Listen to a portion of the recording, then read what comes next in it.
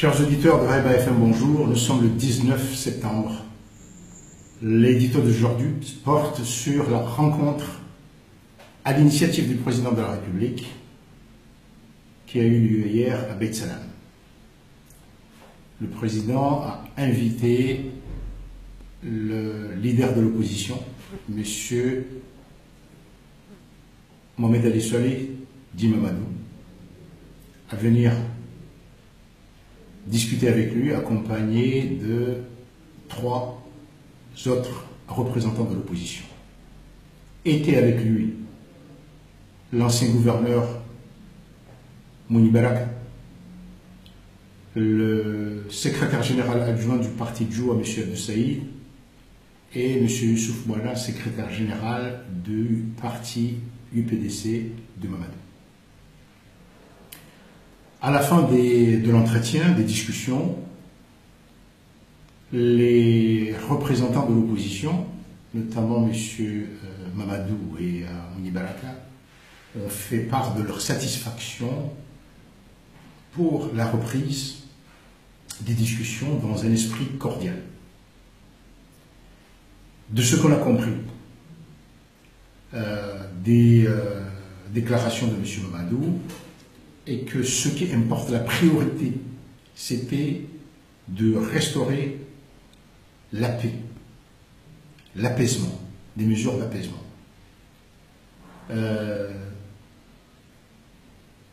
Il a dit qu'il n'y avait pas eu de discussion sur la légalité ou non de la nouvelle constitution. On n'avait pas discuté d'élection en tant que telle, mais que l'apaisement, l'apaisement. Du côté du gouverneur Mouni Baraka, il s'est aussi félicité de la reprise, de la matérialisation en quelque sorte du dialogue, et dans une des questions sur la gouvernance des îles, les prérogatives des îles, il a dit que étaient responsables de ces questions-là, étaient les interlocuteurs indiqués de cette question-là, les gouverneurs actuels. Or, cette question touche quand même à la Constitution. En ce sens, est-ce que les gouvernements actuellement sont administrés suivant la Constitution ancienne ou nouvelle? Voilà. Les citoyens se posent beaucoup de questions à partir de constatations très simples. Au étage, il y avait les délégations de l'opposition et de la mouvance qui discutaient. Porte-parole, M. Moustapha Setchek, que d'aucuns, à un moment donné, ont pu dire qu'il pourrait être un candidat de l'opposition, compte tenu de la méthode Azali, c'est-à-dire que on croit voir dans les actions du président de la République une manière de empêcher les candidats sérieux de pouvoir faire acte de candidature. Dans toutes les discussions, la situation de M. Mamadou, qui est sous contrôle judiciaire, est toujours mentionnée, en ce sens que cela fait de lui un candidat peu probable. Parmi les gens qui étaient là, il y aurait donc le candidat Mouni Baraka, qui a montré qu'il a un électorat. Pour le moment, il n'y a rien qui indique qu'il soit poursuivi dans les affaires qui étaient la priorité du gouvernement, soit des affaires de violence ou des affaires de la citoyenneté économique. Ce qui est sûr, c'est que M. Abdou Saïd, qui est d'origine anjouanaise, si c'est la nouvelle constitution qui s'applique, il ne peut pas être candidat à moins qu'il démontre qu'il a été dans cette île 6 mois, etc., etc. Donc, il se pose toujours la question, où en sommes-nous? Si on prenait, ou si on prend les déclarations faites hier à la lettre, c'est que rien n'est décidé, tout est en suspens. On attend donc le dialogue, que le dialogue continue. Cela pourrait même être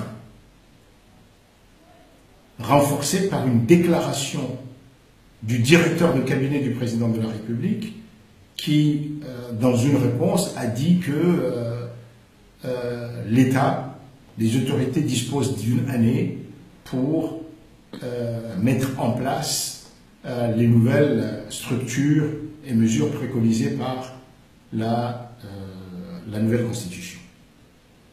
Mais pour lui, la Constitution, on ne revient pas en arrière, mais ce qui pourrait attendre, c'est, par exemple, des élections présidentielles. Très bien. Auquel cas, on peut dire il y a peut-être une sorte de consensus là-dessus qui ne dit pas seulement qu'il y aura des élections et qu'on les prépare. Mais ce matin, dans Al-Watan, que voyons-nous? Un article qui dit que la révision des listes électorales va bon chemin. S'il y a des mesures d'apaisement et si on a besoin de construire en quelque sorte la confiance, c'est à partir de la sécurisation des élections. Alors, que comprendre? L'autre question, c'est, il y a eu une réunion avec les gouverneurs, qui sont aussi des leaders politiques. Cette fois-ci, c'est l'opposition en tant que telle. De cela, on peut dire que le président Azali a tapé sur la table, il a joué de l'enclume, il a joué de la flèche, et aujourd'hui, il dit « discutons », mais il est seul maître de l'ordre du jour. Est-ce qu'aujourd'hui, pour l'opposition, c'est de se dire que le plus important, c'est d'entrer dans un cadre de dialogue et arriver à discuter de ces élections-là pour qu'on puisse les sécuriser, et à ce moment-là, on aura un contrôle sur le président? Possible? Ce sont des questions, en tout cas, que les citoyens posent et se posent, et les hommes politiques de toutes parts ont le devoir d'y répondre. L'impression aujourd'hui, c'est que il y a les gouverneurs, on ne sait pas, puisqu'il y a les gouverneurs qui sont mis de côté. On est dans un cadre politicien. Le débat institutionnel semble être anesthésié un peu.